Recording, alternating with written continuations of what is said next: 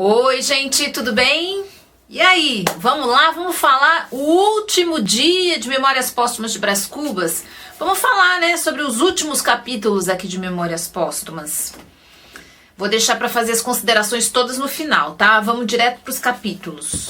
O último capítulo que a gente falou ontem foi o Reflexão Cordial, aonde o nosso amigo Brás Cubas diz que vai sim tomar conta de Quincas Borba nesses momentos dele de falta de lucidez, né, enfim. E hoje nós começamos com um capítulo que se chama O Orgulho da Servilidade, que foi uma reflexão que Quincas Borba teve quando Brás Cubas lhe contou uma parte do que o alienista tinha dito, né? Qual parte? Aquela parte do empregado que estava batendo os tapetes, limpando a sala. Quincas Borba tinha uma leitura diferente daquilo, baseada no humanitismo, ele tinha uma leitura diferente. O que o teu criado tem é um sentimento nobre perfeitamente regido pelas leis do humanitismo. É o orgulho da servilidade. A intenção dele é mostrar que não é criado de um qualquer. Existe nesse comentário do Quincas Borba realmente uma ideia muito interessante, né? Ele diz aqui que a expressão daquele sentimento delicado e nobre é uma prova cabal de que muitas vezes o homem, ainda a engraxar botas, é sublime. Existe nessa visão aqui do Quincas Borba uma ideia que traz valor para todo tipo de serviço, desde que o serviço seja feito para alguém muito importante, para alguém fundamental, para alguém que tenha destaque na sociedade. E existe um livro muito interessante sobre isso, que eu vou nem tem nada a ver aqui, mas eu vou colocar, que é Os Vestígios do Dia, os resíduos do dia, né, do Kazuo Ishiguro, que fala exatamente sobre isso, sobre esse orgulho da servilidade. Vale muito a pena a leitura.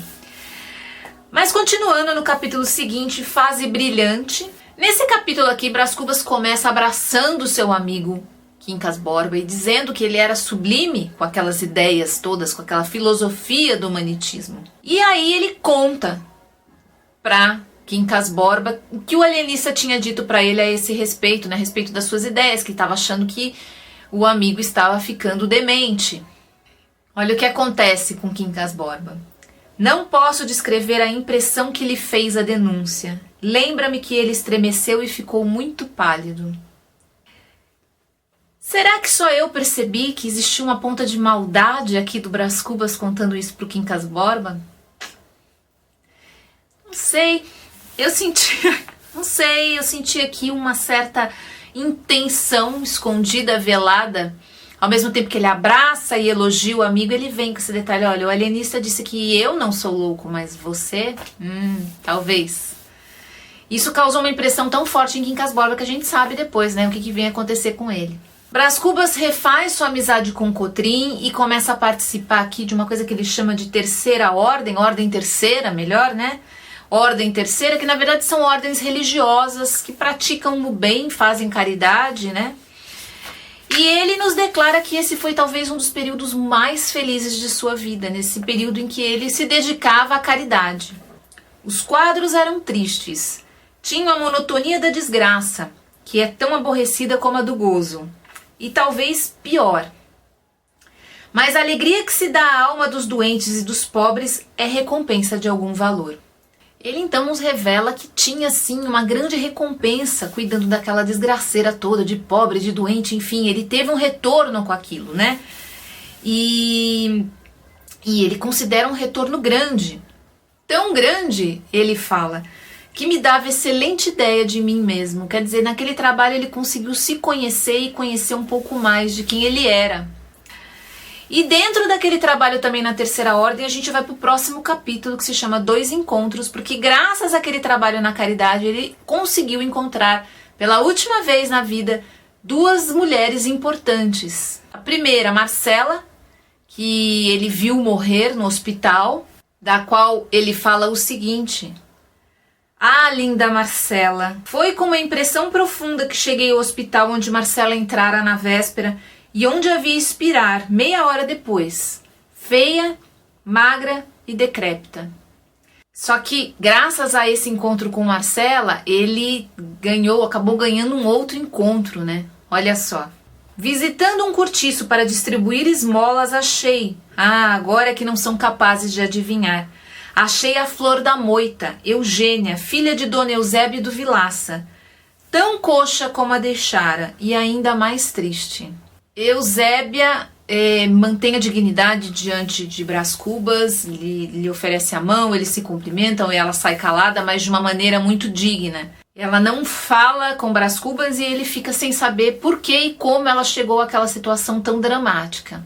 Nunca mais a vi. Não soube nada da vida dela, nem se a mãe era morta e nem que desastre a trouxera a tamanha miséria. Sei que continuava coxa e triste. Pois é, ele finaliza a história desses dois personagens tão importantes aqui na história, né? Contando desse final trágico e dramático. No capítulo A Semidemência, ele já começa dizendo que ele está velho, está precisando de força, da força dos amigos, mas Quincas Borba vai para Minas e lá em Minas passa 4 meses e quando volta, ele volta completamente louco. Vinha demente. Contou-me que, para o fim de aperfeiçoar o humanitismo, queimara o manuscrito todo e ia recomeçá-lo. Quincas Borba não só estava louco, mas sabia que estava louco. E esse resto de consciência, como uma frouxa lamparina no meio das trevas, complicava muito o horror da situação. A semidemência de Quincas Borba assusta muito Brás Cubas. Ele viu seu amigo filósofo, o qual ele admirava muito, e muito mesmo, eu tive a impressão nos últimos capítulos que ele estava muito apegado a Quincas Borba, enlouquecer aos poucos e perder o juízo, né? Quincas Borba vem morrer em sua casa, jurando e repetindo que a dor era uma ilusão. Eu sei que para muita gente esse final de Quincas Borba aqui pode parecer muito incompleto, mas vamos lembrar que existe uma obra, um romance só sobre a vida do Quincas Borba, e aí a gente vai conseguir entender muito mais do porquê ele chegou nesse ponto e de como as coisas aconteceram na vida dele. Mas eu vou voltar a lembrar novamente que aquele empurrãozinho que o Brás Cubas fez ali, dizendo que o alienista tinha achado que ele estava numa situação perigosa e não Brás Cubas, foi algo muito definitivo aqui na história de Quincas Borba, né? E aí, chegamos finalmente no último capítulo, o capítulo das negativas. Por quê? Porque ele vai dizer tudo o que ele não fez nessa vida, tudo o que ele queria ter feito, que ele almejou muito, mas ele não fez. Ele fala muito pouco do emplasto Brás Cubas aqui no final, tem praticamente só meio parágrafo para isso. Eu confesso que essa é uma parte que eu sempre queria ouvir mais, eu queria saber mais a respeito desse emplasto. Mas ele diz que o emplasto morreu junto com ele quando ele ficou doente. A gente sabe que foi uma ideia genial, que ele achou que naquele momento ele ia conseguir conquistar o mundo, ganhar fama e virar um grande benfeitor da humanidade. Mas o que ele conseguiu foi pegar uma gripe, uma doença que acabou agravando e ele acabou morrendo por conta disso. E aí ele nos entrega o final do livro, né? Este último capítulo é todo de negativas. Não alcancei a celebridade do emplasto. Não fui ministro. Não fui califa. Não conheci o casamento. Verdade é que, ao lado dessas faltas, coube-me a boa fortuna de não comprar o pão com o suor do meu rosto. Mas não padeci a morte de Dona Plácida, nem a semidemência do Quincas Borba. Brás Cubas então agradece a sorte de, apesar de não ter tido grandes afirmativas na vida, né? Ele conseguiu ter um final melhor do que o da Dona Plácida e do seu amigo Quincas Borba. Ele nos fala então que provavelmente as pessoas, os leitores, vão imaginar que ele chegou no céu quite, né? Chegou no céu sem dever nada e também sem crédito nenhum, porque afinal ele teve uma morte relativamente boa, tranquila, né? Mas isso não é verdade. Ele diz que ganhou um crédito, ganhou uma sobra. Ao chegar a este outro lado do mistério, achei-me com um pequeno saldo, que é a derradeira negativa deste capítulo das negativas. Não tive filhos, não transmiti a nenhuma criatura o legado da nossa miséria.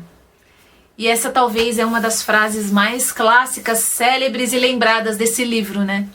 Interessante porque Brás Cubas se mostrou sempre muito interessado em ter um filho, mas ele fecha esse livro dizendo que aquilo foi um crédito que ele ganhou, né? Ele fez um gesto de benfeitoria que lhe garantiu um saldo até, ele chegou com um saldo positivo lá no céu. A ninguém ele transferiu o legado da miséria humana, o legado que foi a sua própria vida, né? Um legado de miséria. Bom, gente, terminamos, né? Acabou, sentiremos saudades de Brás Cubas. Brás Cubas, um personagem extremamente sem caráter em alguns momentos, mas muito sincero, muito honesto, muito lúcido, e que nos faz refletir tão profundamente, né? Sobre a vida, a sociedade, a nossa existência, enfim, foram tantas as análises nesse livro, né? Tanta reflexão, tanta filosofia, da boa e da não tão boa assim, mas tinha de tudo aqui, né? Eu ainda considero, depois dessa releitura, esse um dos livros preferidos da minha vida. É um livro completo em muitos sentidos, um livro que me traz lembranças muito boas e, principalmente, um livro que fala profundamente com todos aqueles que amam a literatura, né? Machado nos deixou um legado, e esse legado aqui não é de miséria, não. É um legado riquíssimo, cheio de possibilidades e de maravilhas escondido aqui. Eu só tenho a agradecer a companhia de vocês nesses 30 dias, foram 30 dias seguidos. Teve dias sim que eu vim aqui, vocês sabem, com gripe, com febre, com dor, cansada, depois da academia, depois do mercado, antes de dormir, acordando, teve de tudo aqui, né?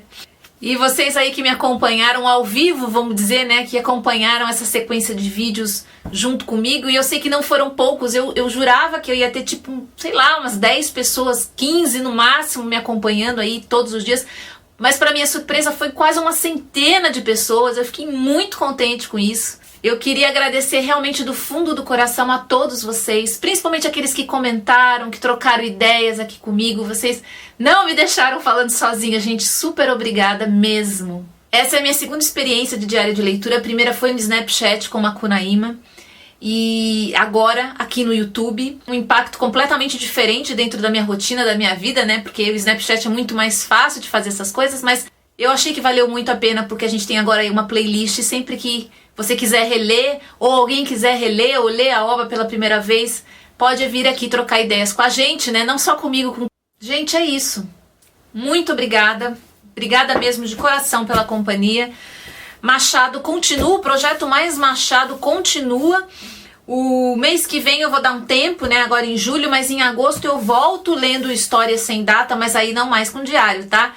Mas eu vou fazer a leitura de Histórias Sem Data, que é um livro de contos do Machado. Machado contista excepcional. Eu volto para falar mais sobre Machado, falar mais sobre outros livros que eu li. Gente, obrigada. Um super abraço para todo mundo, até a próxima. Tchau, tchau.